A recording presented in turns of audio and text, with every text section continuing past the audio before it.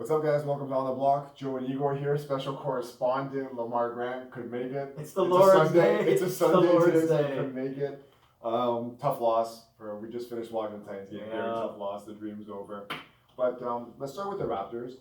They've kind of turned it around actually since everybody's come back. Norm Powell came back. Marcus Gasol. Fred came back yesterday. Pascal, and they look like the team that they were before all those injuries. What did you see in the last few games? They're having everyone back. I think it was some crazy stat that they had was that the team hadn't been fully back since early October. I think I read that or saw that. And the crazy thing about that is they didn't lose that many games to the injury last year. I think they've already surpassed what they lost last year, and it's only halfway through the season. So they definitely run with a lot of injury bugs.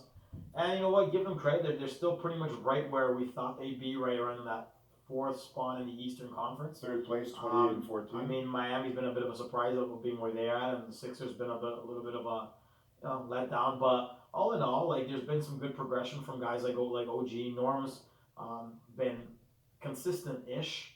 Fred's been good. Kyle, I'll give Kyle credit. He's had some reasonably good games. That crazy shot last game. We're looking for a foul from the ref from half court, right? I'm a little concerned with Pascal since he came back. Hasn't really had a dominant game like he was having earlier. So I don't know if he's just getting his legs back in. But I mean, having Mark back on defense, Mark actually looks and on offense as well too, right? Shooting the ball and passing the ball. Well, I mean, again, he was terrible on O before the injury. Now that he's had about a month off, he looks like he's running the floor. He looks like he lost some weight.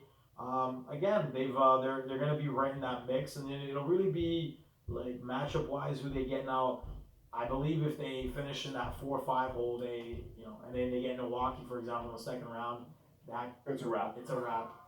I don't think they have the players to really match up well with the Bucks without Kawhi and so forth. But if they can squeak into that third spot, and you never know. But they're a team that nobody wants to play defensively, so I'll give them credit. They're having they're close to the mark they had last year when Kawhi was on the team, and a lot of guys made some jump. OG's been better than I thought. He started off good, and I feel like now he's kind of tapered off a little bit. He's been all right. Terrence Davis has been a nice surprise. Yeah, I just don't like Nick Nurse kind of when he benched him for a bit, then came back trying to send the message. I don't know. I haven't ever since then, and to be honest, all season been pretty consistent. He brings the energy on defense, and he's one of the best shooters on the team too. Even last game, I think him and Norm both had 20+ points. I think. Yeah, and then you have your boy Chris from Bobby Boucher on the bench, glued to the bench now they're healthy. Well, again, and that's the thing is because of the whole center situation. Now they seemingly are going to be active towards the trade deadline. They can't really do a ton because of the contract, so they'd have to move something out. So I'd be curious to see what they can accomplish. I was going to say, what do you look for if you're the Raptors? What position would you want to upgrade? I mean, I think at the point they're set. The only position that I might look to upgrade is perhaps try to get another shooting guard maybe. That would probably be the one where, I mean, everything else is maybe try to get another power forward off the bench, because again, depending on the matchups, they could use some extra bounce off the bench unit sometimes. I think Jefferson's been good, but as a hustler guy, a guy that can maybe hit some threes. A shooter. Matt Thomas has been probably definitely with the second unit. But he came back and he looked like he didn't miss a beat, giving effort defensively and shooting the three. But I think that would probably be the shooting guard spot. I mean, at center, unless you're willing. I mean, you got Serge and Mark there, and you don't have much else. If you're making any trade, just for cap reasons and talent reasons, I feel like Serge is the number one guy that has to go. You have to trade? Well, unless you're trading Gasol. They can't trade anybody unless I'm pretty sure they can't even take anyone from that mid-level exception at this point. But, I mean, the only guys they could deal, I mean, obviously Stanley Johnson would be a guy they can just throw away, but I don't know how much he's not making $2 million. But that's basically the only ones that I can really see, unless they make some kind of big splurge where they legitimately get rid of something major. But yeah, they're really cash strapped, so I can't really see a ton going on. But Serge maybe a piece they move. That's the thing. He's an expiring contract, but then again, then unless you're getting a significant upgrade at center or a guy that will put up Serge's numbers, I can't really see that. Well, yeah, you're not trading him for another big guy. You're probably trading him maybe for a bench big and maybe the only way you make that trade is if your boy Boucher is considered that second center, and again. He's looked good in spurts, but I don't know. He's 200 pounds, especially at center. It's too tough, right? Gotta eat those. Gotta get some more bulk in on some Chick-fil-A sugar cookies. So we can get that weight up. We need to get the weight up, but it doesn't. It looks like that ship has sailed a long time ago. But I want to talk about how like just going to a few games recently. December I didn't go to as many, but it was really tough because that Portland game ended up losing by 2. They had the big lead in the third, and Charlotte game they ended up winning by 2 points. Lost to San Antonio, which was a killer. Yeah. And those 2 losses to me was just as just a fan, you're going to the game, you're up pretty big in the third. They had at least a 10-point lead in the third. Couldn't buy a bucket in the fourth, and then you kind of realize, okay, like everybody's injured. So at that point, Gasol, Powell, Siakam, and it's tough, and you still want to win those games. But like I wanted to say before we started, they come back, they beat Minnesota, they beat Washington, they beat OKC handedly once everybody came back, and they look good. Yeah, like that huge win against Utah a few weeks back. Like they've had some stellar wins with a lot of guys out, and I mean that goes with the tenacity of the guys, right? Like the Lakers win was a big win in LA. Yeah. Like they were missing a bunch of guys there as well. So I mean the team's got heart. It's just putting it all together. So I mean the next stretch of games. I wanted to go over that with you. Yeah. So Philly, I mean I know you mentioned that, but they have I think they have a second or third like best schedule going forth the rest of the time. Fine. That means that it's that's pretty sweet. Already. So you got at Atlanta, home to Philly, at the Knicks, at Spurs, home against 2 games against Atlanta, at Cleveland, at Detroit. That's the rest of the month for them. So and those are all very winnable the games. San Antonio game is going to be the toughest there, and obviously San the Philly Antonio game, Philly here should which be without Joel Embiid, it might be a little bit easier on him, but we'll see what happens with that. And then even February, look at their schedule: Bulls home and home with the Pacers. Okay. Yeah. Brooklyn at home, Minnesota at home, at Brooklyn, Phoenix, Indy, and then Milwaukee and Charlotte. So like it is a pretty favorable schedule. Yeah, they put a lot of teams that aren't under 500, so they should finish top 4 and have a home playoff round, right? They should, and I figured, like I said, I think that'll be a matchup with the Pacers, which again will be a tough series, and that's pretty much where we projected them to be in the first place. Again, I don't. Again, right now they're 4, and they're still ahead of Philly. They're 3rd right now. So right now it's Bucks, Heat, Raptors, because the Celtics lost yesterday, so the Raptors have a game up on them. So it's Celtics behind them, Pacers 5, Philly in 6, Magic at 7, and then it's a big drop off there. Brooklyn has 18 wins in 8th place. Yeah. So if you look at Philly's underachieving and Miami's overachieving, and we'll see how that balance. Miami just lost today. That may balance itself out, like interchangeable there, but. Like I said, you want to really get out of that 4th, 5th situation just to try to avoid the Bucks. But you never know. Sometimes you just got to the matchups are the matchups, and maybe the Bucks don't want to see them. Who the heck knows after what happened last year? Yeah, and Raptors, like you said, only 1 game behind Miami right now. 29-13 is Miami. I think Miami's been playing above their heads, and they'll come down to earth a little bit. They probably have a tough schedule, I would assume, coming up. So there's that aspect of it. But I mean, they're fine. They're obviously a lock to make the playoffs and probably a top 6 seed because again, after 6 is a huge drop off in the East, so they're pretty much right where they were going to be, and we'll see how the playoffs roll about. But they'll be a tough out. We'll just spend a few minutes on the West. Lakers in first, so we'll just go through top records in the league. Milwaukee 38-6, Lakers 34-8. Alone in first, second place, Denver 29-12. They've kept it together. It's a new day. It's a new day. Shout out to special correspondent Lamar Grant on his New Day prediction. When we get him in, we're going to have to speak on so much stuff from the Christmas Day game to the Paul Pierce comments about LeBron. We have a lot of stuff to catch up with it, but let's stick with it for now. Denver's look great. I think we all kind of had them. They were my pick a few years ago, but they're in second, and the Clippers are in third. Utah only 1 game behind them, so Clippers have 30 wins. Utah 29-13. Ever since Mike Conley went down, and they got Jordan Clarkson from Cleveland. They've won like 8, 9 of 10 or something. They looked really bad in when they played the Raptors. They 70 to 33 and a half or whatever. They were really bad that game. But I mean that again, I had them in the standings. I think that I did actually. I don't know what I think it's right here. Are they fools goals? I had them at 3rd, right where everything is. I had the Denver in first, but Denver's in second. Yeah, but you know what? I'm surprised the Lakers have been able to do what they've done because I figured, again, there'd be more load management games and injuries and so forth. But, I mean, considering the shooting's been good, Danny Green's been good. They've been getting Troy Daniels. They've been getting good games from a lot of depth pieces. He's really stepped it up too for them. He was terrible. This team is built a lot better with shooters. And, Dwight Howard, right? And you know what? Give the devil his due. Man's playing at an MVP level type season. Oh, LeBron. course. Yeah, LeBron and Davis, right? And Davis has been great too. Has been great. And Arguably Defensive Player of the Year. yeah, he's they have all the pieces. Do I think they still have a lot of problems with the Clippers? And the crazy thing is that the standings were to stay the way they are, I mean, the Clippers would end up second round matchup, which to me would be the Western Conference Finals. Yeah, we talked. But I don't know.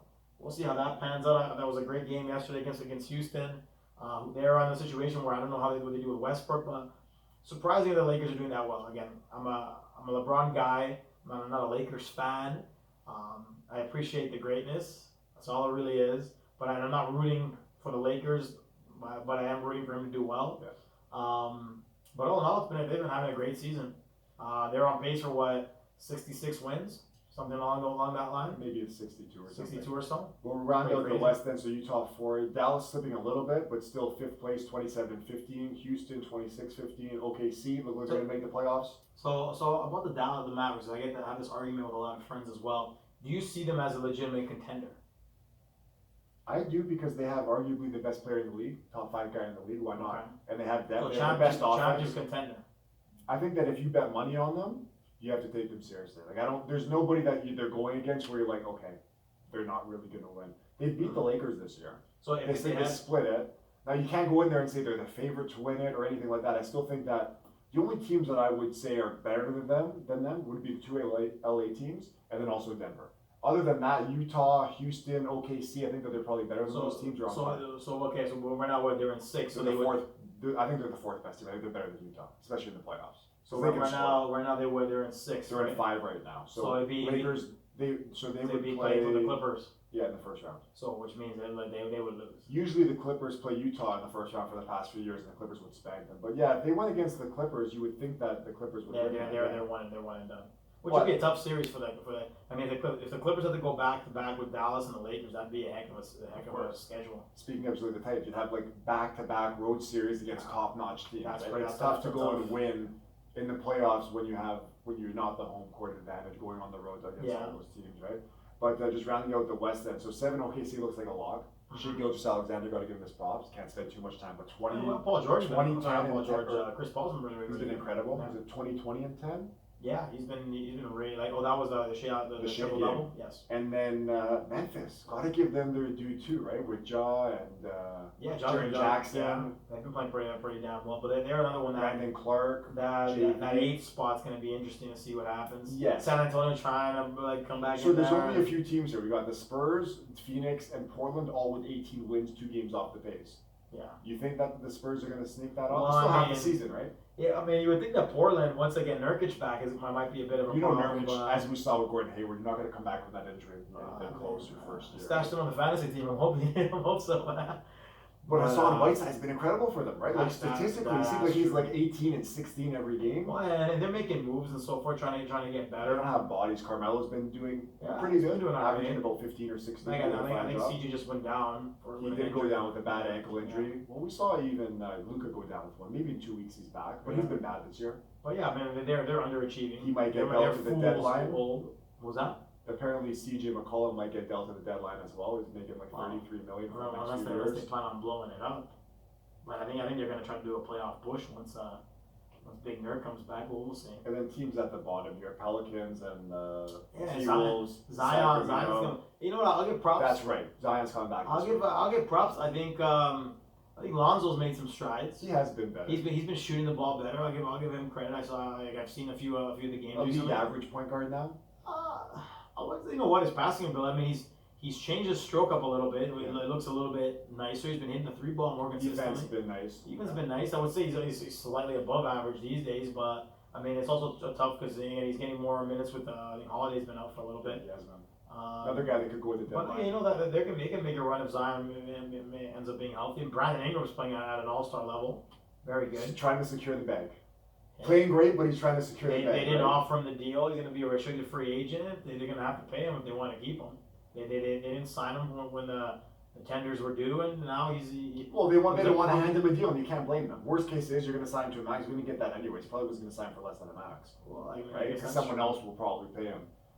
Just not much time left, and I know we need to get to this guy. So we got 8 minutes or so. Kyrie Irving, they lost to Philly, And he went off after the game, and he had the balls to say, "We need one or two more pieces." Okay. Now this is a guy that the team was clearly better when he wasn't there last year. I said at the beginning of the year I thought that they weren't going to be as good in the regular season because chemistry. He's a ball dominant guy. Still a very solid scorer, pretty efficient scorer, but it's just when you get a ball dominant guy, the Nets were known as a team ball motion kind of thing. Find the open guy. Time for you to tee off. You got to go 5 minutes. I'll let you go at it. So, and again, I remember having this discussion a couple years ago, where yourself and the special correspondent were both here, blaming LeBron for this and dragging Kyrie out of town, all LeBron's fault. You could see that was completely inaccurate. Everywhere he goes, there's always something, and I don't know what the issue is. If it's maybe it could be some mental health issues. I don't know what it is with him. You literally just missed 28, 24 games with a in a row. Questionable shoulder injury. With a questionable shoulder injury. You come back for a couple games. They lose. You lose a couple of the games. Obviously, they're reintegrating you in there. Sean Marks must be like shaking his head at any of this stuff because the guy is just a cancerous player. Anywhere he goes, if it's Boston, if it's Brooklyn. At some point, I actually think that the Knicks, after seeing that, might have been a little happy. Pat themselves on the back and say, like, you know what? Because you can see, and pair him up with Mr. Durant next year. Another guy that is a fickle guy that if you call that keyboard warrior, if you call him out on Twitter, he'll clap back. He'll clap back. No one does that.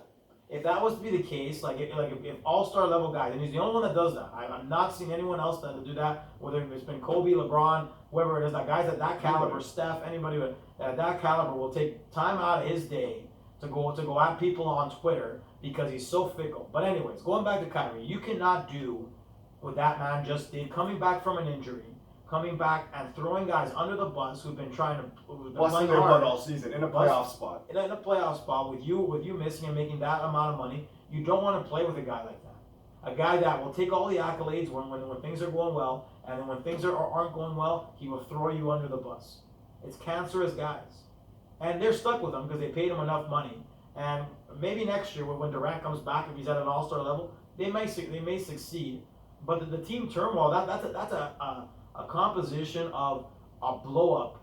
It's an unhealthy environment. It's two guys that, even when Durant comes back, it's two guys that don't want to be criticized whatsoever about doing anything.